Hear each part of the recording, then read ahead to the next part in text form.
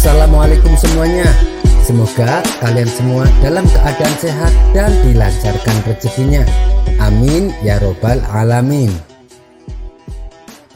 Kala itu suasana kota Baghdad mendadak gempar dengan kehadiran orang asing. Yang jadi persoalannya bukan pada orangnya, melainkan orang asing tersebut mengaku dirinya adalah orang yang tidak mempercayai adanya Tuhan. Bukan hanya itu, ia juga mengajak debat penduduk kota Baghdad. Kabar ini pun sampai ke telinga Baginda Raja. Maka dengan segera orang tersebut dipanggil ke istana.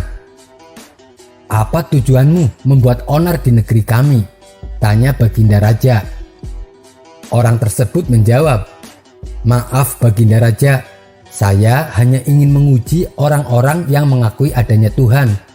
Untuk apa mengaku bertuhan tapi tak bisa menjawab pertanyaan saya?" "Apakah kamu tidak percaya adanya Tuhan?" tanya Baginda kembali. "Tentu saja saya tidak mempercayai adanya Tuhan dan saya tidak mempercayai adanya alam akhirat," balas orang tersebut. "Tapi saya percaya adanya Tuhan dan saya mengimani adanya alam akhirat. Akidah kita jelas berbeda, jadi jangan ganggu penduduk di sini," jelas Baginda Raja. "Baiklah, kalau Baginda Raja mengakui adanya Tuhan, izinkan saya bertanya 3 hal kepada Baginda Raja," kata orang tersebut. "Silahkan," timpal Baginda Raja. Pertanyaan yang pertama, kata orang Islam, dunia dan seisinya adalah ciptaan Allah. Lalu, siapakah yang menciptakan Allah? Bukankah segala sesuatu yang ada pasti ada penciptanya?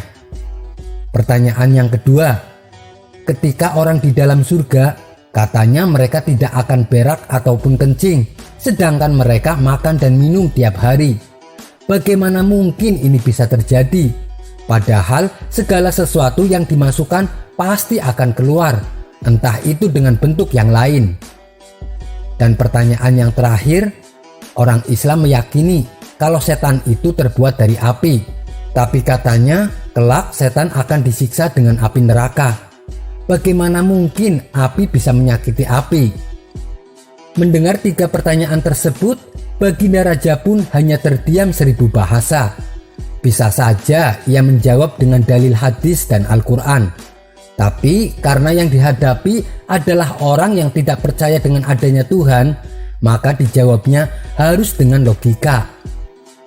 Lalu salah satu menterinya membisikkan kepada Baginda Raja, "Baginda, kalau soal beginian serahkan saja pada Abu Nawas. Dia pasti bisa mematahkan argumen orang itu." "Iya, kamu benar. Panggil Abu Nawas kemari," titah Baginda Raja. Singkat cerita, datanglah Abu Nawas ke istana. "Wahai Abu Nawas, mendekatlah ke sini," sambut Baginda Raja. "Ada gerangan apa Tuan memanggil hamba?" tanya Abu Nawas. "Begini Abu Nawas, orang asing ini mengaku tidak percaya adanya Tuhan dan ia mengajukan 3 pertanyaan, tapi ia ingin jawaban yang masuk akal," ujar Baginda Raja. Sekilas Abu Nawas menatap orang asing tersebut. "Oh, ini orangnya yang bikin gempar penduduk Baghdad," pikir Abu Nawas. Ia pun lalu berjalan menghampiri orang asing itu dan duduk di hadapannya. "Baiklah, silahkan, Tuan mau bertanya apa kepada saya?" kata Abu Nawas kepada orang asing tersebut. Dengan pedenya orang asing itu kembali melontarkan pertanyaan. "Anda pasti percaya segala sesuatu pasti ada yang menciptakan?" "Iya, tentu saja saya percaya," jawab Abu Nawas. "Kalau Anda percaya, siapa yang menciptakan bumi dan alam semesta beserta isinya?" tanya orang itu. Abu Nawas menjawab, "Yang menciptakan semua itu adalah Allah Tuhan saya." "Oh, begitu. Lalu siapa yang menciptakan Allah?" tanyanya kembali. Sejenak Abu Nawas terdiam. Ia pun lalu berkata, "Tuan pasti tahu kalau umat muslim mengimani hanya satu Tuhan. Jadi kita istilahkan Tuhan itu dengan angka 1. Sekarang gantian saya yang bertanya. Angka 3 berasal dari angka berapa? Angka 3 berasal dari angka 2 tambah 1. Jawab orang itu. Tepat sekali. Kalau angka 2 berasal dari angka berapa? Tanya Abu Nawas kembali. Angka 2 tentu saja berasal dari angka 1 ditambah 1. Jawabnya. Itu juga benar. Sekarang kalau angka 1 sendiri berasal dari angka berapa? Tanya Abu Nawas. Orang tersebut langsung terdiam tak bisa menjawabnya. Abu Nawas lalu menjelaskan.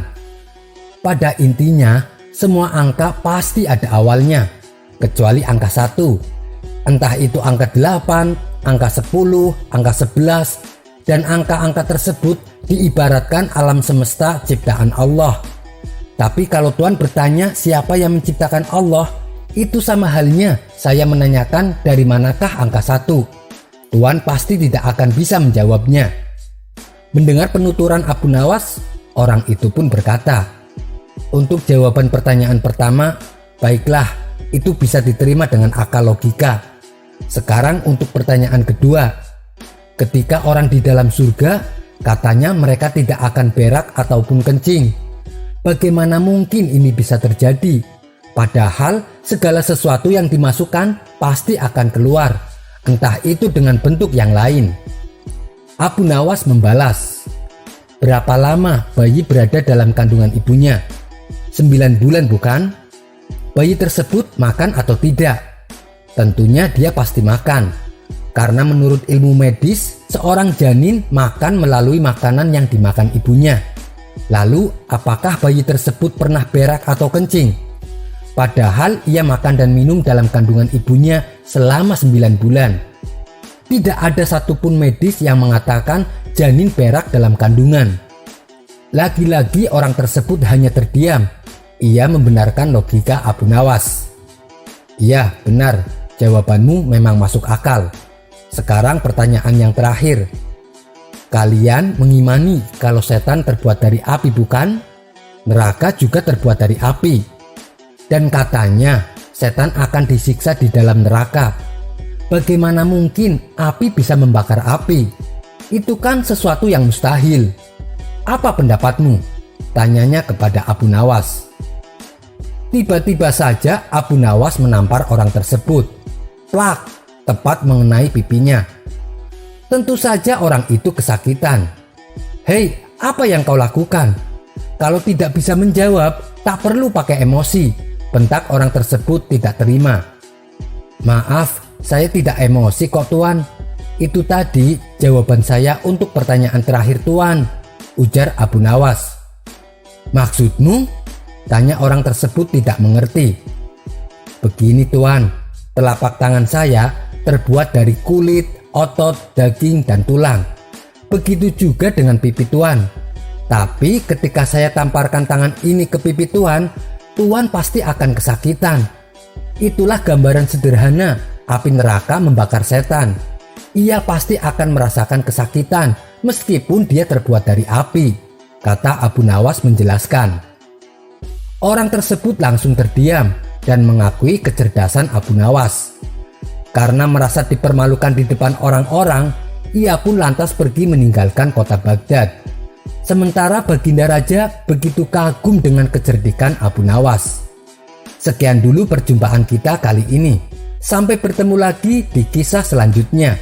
Terima kasih yang sudah subscribe dan setia menonton channel ini.